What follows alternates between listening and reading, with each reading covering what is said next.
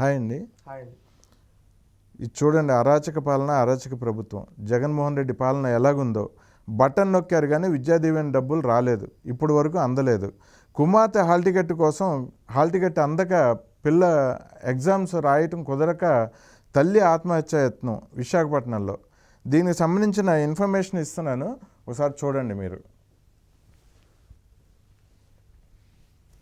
ఇక్కడ నేను ఇది ఈరోజు మార్నింగ్ చూడడం జరిగిందండి.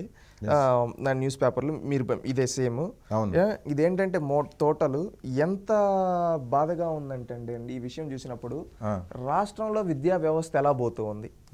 ఒకటి మనకు భవిష్యత్తు, రాష్ట్రానికి భవిష్యత్తు ఎవరంటే యువతే. ఎందుకంటే యువతే దేశ తలరాతని, రాష్ట్ర తలరాతని మార్చగలుగుతారు. అలాంటి యువతని చదువు, కనీసం బేసిక్ ఫెసిలిటీస్ ఏమడుగుతున్నారు, ఎడ్యుకేషన్. ఆ ఎడ్యుకేషన్ కూడా ప్రాపర్గా కల్పిలేని ఈ ప్రభుత్వం ఉంటే ఎంత, ఊడితే ఎంత.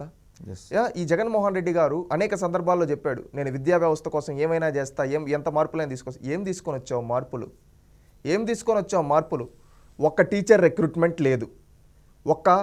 నిన్న చూశాను, ఇంటర్మీడియట్ విద్యార్థులకు ప్రభుత్వ కళాశాలలో ఫ్రీ టెక్స్ట్ బుక్స్ ఇస్తారు, అవి స్వస్తి పలికావు, ఇవ్వలేదు. మళ్ళీ ఏంటంటే ప్రాపర్గా ఫీజు రియంబర్స్మెంట్లు ఇవ్వటం లేదు. పాస్ పర్సంటేజ్ గతంలో ఎన్నడూ లేని విధంగా పడిపోయింది. మళ్ళీ అదేవిధంగా నువ్వు చెప్పేది చూస్తూ ఉంటే ఎక్కడ స్ట్రెంత్ పెరగటం లేదు, తగ్గిపోతూ ఉన్నారు. ఈ విధంగా తగ్గిపోతూ ఉంటే నీ వ్యవస్థ ఫెయిల్ అయినట్టే కదా.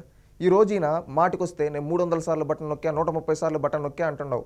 నువ్వు నొక్కిన బటన్ వల్ల ఎవరికి లాభం చేకూరింది? నువ్వు నొక్కిన బటన్ వల్ల నీ పెత్తందారులకి, నీ బినామీలకి మేలు చేకూరిందా, తప్పితే పేదవాడికి మేలు చేకూరిందా? ముందు ప్రాపర్ ఫీజు రియంబర్స్మెంట్ విధానాలు ఇవన్నీ ఉండేటువంటి అవన్నీ రద్దు చేసి ఈయన పబ్లిసిటీ కోసం ఈయన పేపర్లో యాడ్లు ఇచ్చుకోవడం, వసతి దీవెన, విద్యా దీవెన 2 సార్లు పెట్టి అది కూడా ఉత్తుత్తి బటన్లు నొక్కుతాడు, ఉత్తుత్తి బటన్లకు డబ్బులు వేయడు. ఇది ఈయన చరిత్ర. ఈరోజు ఎంతమంది విద్యార్థులు రాకుండా ఈ విధంగా చూస్తూ ఉంటే, అదే కాలేజ్ టు గవర్నమెంట్ ఉంటే ఈ బాధ వచ్చి ఉంటుందా? మీరు ఆలోచించండి. కాలేజ్ టు గవర్నమెంట్ ఉంటే గవర్నమెంట్ కాలేజ్ తెలుసుకో ఉంటుంది, మధ్యలో పిల్లలకి హాల్ టికెట్స్ ఇచ్చేస్తూ ఉంటారు. ఈ విధంగా ఇవ్వకుండా ఇప్పుడు కూడా ఏంటంటే ఆ తల్లి ఏం జరిగిందో తెలుసా అండి? ఇప్పుడు ఆ తల్లి ఈ విధంగా ఉరేసుకునే దానికి చూస్తే అక్కడ కొంతమంది వచ్చి ఆపి మళ్ళీ ఆ పాపకు కూడా హాల్ టికెట్ వీళ్ళు అప్పు చేసి 12,000 లెక్కన 2 ఇన్స్టాల్మెంట్లో కడతామని చెప్పి సంతకం పెట్టించుకొని హాల్ టికెట్ ఇచ్చారు. అంటే ఏ విధంగా దిగజారిపోయిందో చూడండి. ఇప్పుడు ఒకవేళ అక్కడ ఎవరు లేకపోయి ఉంటే, ఆ తల్లి చనిపోయి ఉంటే, ఆ బిడ్డ అనాథ అయిపోయి ఉంటే దానికి కారణం ఈ ముఖ్యమంత్రి కాదా? ఒక నిండు ప్రాణం బలి చేసిందా?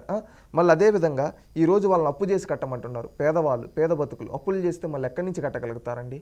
ఈరోజు ఈ ప్రభుత్వం ఆదుకుంటానే బటన్ నొక్కుతానని చెప్పాడు జగన్మోహన్ రెడ్డి గారు. ఈ మేమంతా సిద్ధం బస్సు యాత్రకు ముందుగా ఎలక్షన్ కోడ్ వస్తుంది, నేను ముందుగా బటన్ నొక్కేశాను, మీకు పడిపోతుంది రేపు ఎల్లుండో అన్నాడు. ఎప్పుడయ్యా జగన్ పడి? ఇప్పుడేమో కోడ్ ఉల్లంఘన అని చెప్తున్నారు. ఇప్పుడు వీళ్ళు నాటకాలండి. నొక్కాడు, ఆ నొక్కిన బటన్ వల్ల డబ్బులు ఎవరి జోబీలోకి వెళ్ళాయి తెలుసా? పెదిరెడ్డి రామచంద్రారెడ్డి, మిథున్ రెడ్డి, అదేవిధంగా అవినాష్ రెడ్డి, వైవి సుబ్బారెడ్డి, రవీంద్రనాథ్ రెడ్డి, ఇలాంటి వాళ్ళ జోబీల్లోకి వెళ్ళాయి. రాష్ట్ర ప్రజలకు ఏం లాభం చేకూరలా, వీళ్ళ జోబీల్లోకి వెళ్ళాయి. ఆయన నొక్కిన బటన్ వల్ల పేదలకు మిగిలింది చిప్ప.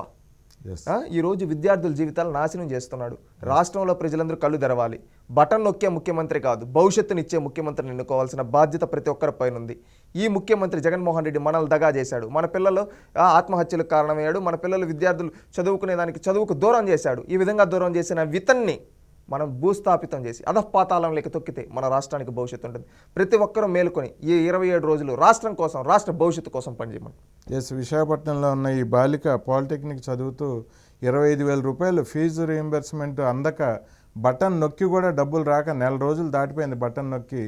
ఇటువంటి పరిస్థితుల్లో ఆ కుటుంబం పూర్తి ఫైనాన్షియల్ ఇష్యూస్, ఆర్థిక బాధల్లో ఆమె తల్లి ఆత్మహత్య చేసుకోవడానికి ప్రయత్నం చేయడం, ఇటువంటి విషయాలన్నీ జరగడం రాష్ట్రంలో చాలా బాధాకరం. ఇటువంటి ఈ ప్రభుత్వాన్ని మనం గద్దెదించి విజన్ ఉన్న ఒక నాయకుడిని తెచ్చుకొని మన పాలనని, మన రాష్ట్రాన్ని కాపాడుకోవాలని చెప్పి మనం కోరుకుందామండి. తప్పకుండా అండి, రాష్ట్ర భవిష్యత్తు కోసం. ఎస్ అండి.